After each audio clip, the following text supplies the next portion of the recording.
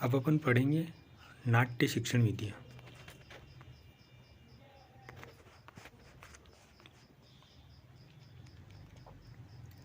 नाट्य एक प्रकार से गद्य की उपशैली है जिसका उद्देश्य क्या होता है?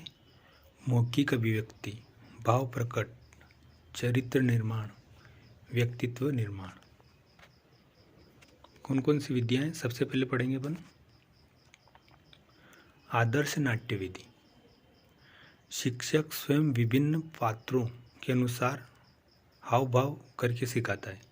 तो आदर्श नाट्य विधि में शिक्षक समझाता है विषय वस्तु को, तो उसे आदर्श नाट्य विधि कहते हैं। कक्षा अभिनय नाट्य विधि, तो बालकों को विभिन्न पात्रों की भूमिका में अपनी अभिव्यक्ति देनी होती है। कक्षा नाट्य विधि में क्या होता है कि बालक अपने अपने कक्षा में, जैसे कि कोई टॉपिक आया है कि बादशाह अकबर के बारे में पढ़ाना है, तो कोई बादशाह अकबर उस पार्ट में बादशाह अकबर बना देता है, तो बादशाह अकबर का पैराग्राफ वो पढ़ेगा।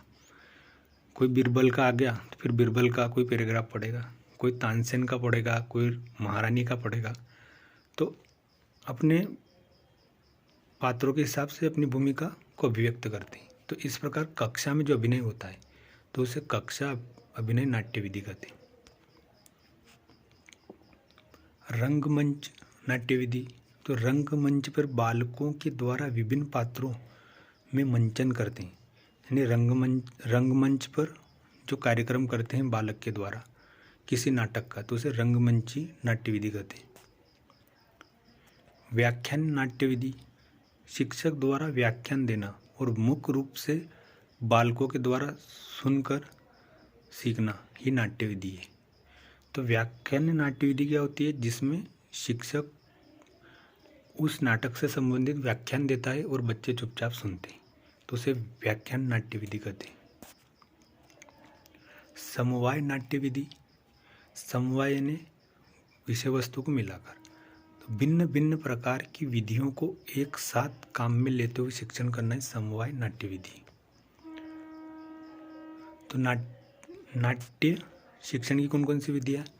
आदर्श नाट्य विधि जिसमें शिक्षक स्वयं पात्रों की भूमिका के अनुसार शिक्षक खुद ही सभी पात्रों का रोल करते हुए समझाता है, जिसे आदर्श नाट्य विधि कहते हैं। कक्षा अभिनय नाट्य विधि, जहाँ कक्षा में बहुत सारे बच्चे अपने अपने पात्र के हिसाब से बच्चे अभिनय करते हैं। रंगमंची नाट्य विधि, जहाँ रंगमंच पर बालक विभिन्न पात्रों की भूमिका अदा करते हैं, रंगमंची नाट्य विधि।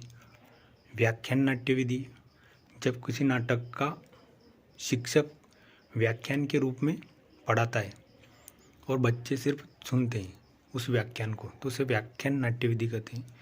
समवाय नाट्य विधि, तो समवाय नाट्य विधि में भिन्न भिन्न प्रकार की विधियों को एक साथ काम में लेते हुए शिक्षण करते हैं, तो समवाय नाट्य विधि कहलाती है। तो ये नाटक शिक्षण की प्रमुख विधियाँ हैं।